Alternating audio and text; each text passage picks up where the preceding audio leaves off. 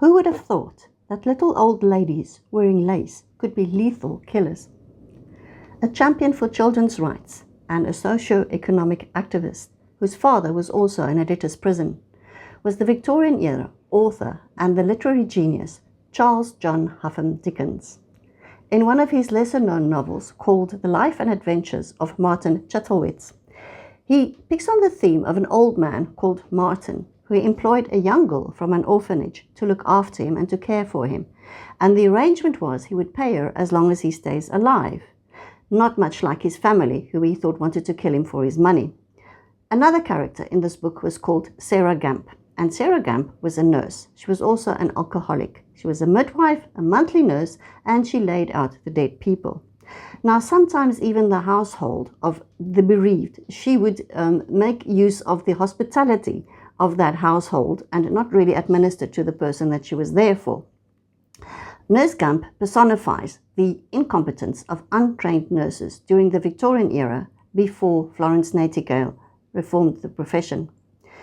In 1847, in a unison with his good friend, the heiress and philanthropist Angela Burdett Coutts, Dickens found the Urania Cottage in London, and this was a house for fallen women of the working class, and he said it was a home for the homeless women.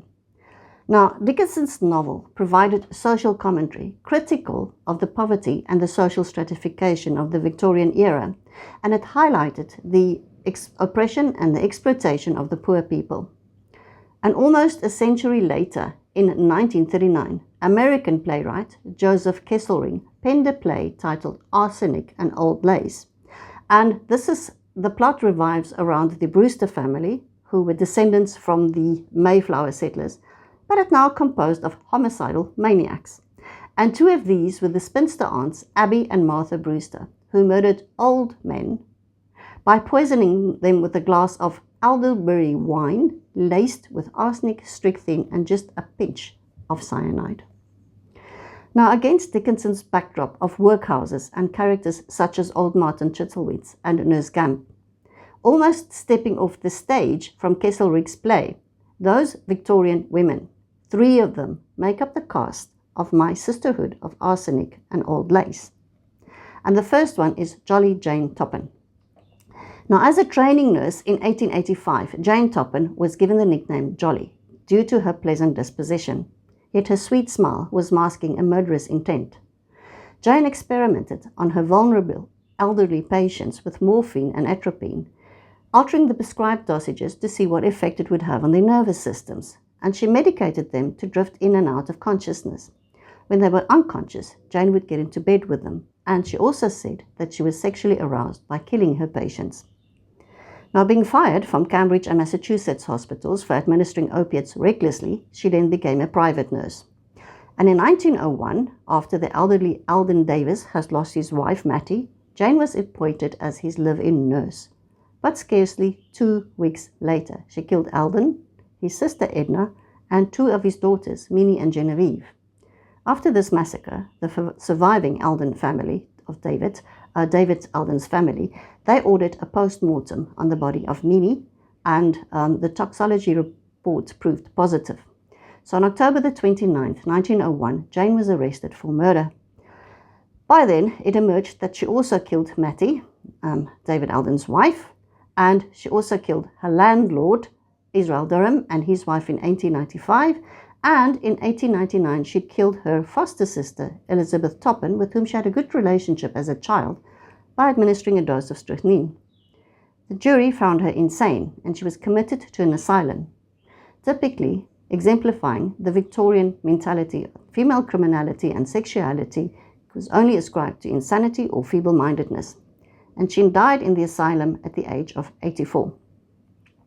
My next character is Amelia Dyer. Now, as a child growing up in Bristol, Amelia Dyer, née Hobley, developed a love for literature and poetry. Maybe this gave her a reprieve because up to the age of 10, she was caring for her mother who was suffering from a mental illness, and she often witnessed violent outbursts from her mother. At the age of 24, her life changed when she moved into the lodgings in Trinity Street, Bristol, where she met and married 59-year-old George Thomas. Now, the marriage afforded her the opportunity to train as a Amelia and George were married for 8 years and they produced one daughter. But in 1869, George passed on and Amelia needed an income. But she soon figured out she could earn much more money if she rented out her lodgings to unwed mothers and then taking custody of their children and arranging adoption for these babies. Now, this was known in the Victorian era as baby farming. In 1834, the Poor Law Amendment Act had removed any financial obligations of fathers of legitimate children and only allowed impoverished unwed mothers to be given food, money or clothing from the parish if they lived in the workhouse. So this forced the mothers to pay baby farmers a once-off amount or a weekly amount to become the custodians of their children. Social class distinction, of course, determined the price of such an arrangement. Wealthy families who wanted to cover up the scandal could pay up to £80. A father who wanted to mask his involvement in such an affair could be extorted of £50. But the poor impoverished mothers were usually paying about £5 to £10. Now, the Victorian baby farmers exploited this business plan and they became angels of death, many of them. Now, in order to be trusted as a custodian for babies, Amelia had to be seen to be respectable. So in 1872, she married William Dyer, who was a brewer labourer from Bristol, and she had 2 children with him, and she finally abandoned him. Amelia soon found that the babies in her custody was very troublesome, and she realized she could turn a profit if she simply allowed them to starve to death or if she murdered them shortly after pocketing the once-off fee. So after a run-in with the police, when a meddlesome doctor reported many infant deaths in her custody, Amelia decided to get rid of the babies on her own. And whenever she drew the attention of the police, she would simply relocate under an alias in another town, and there she set up business again. And so she finally ended up in Reading, Oxford.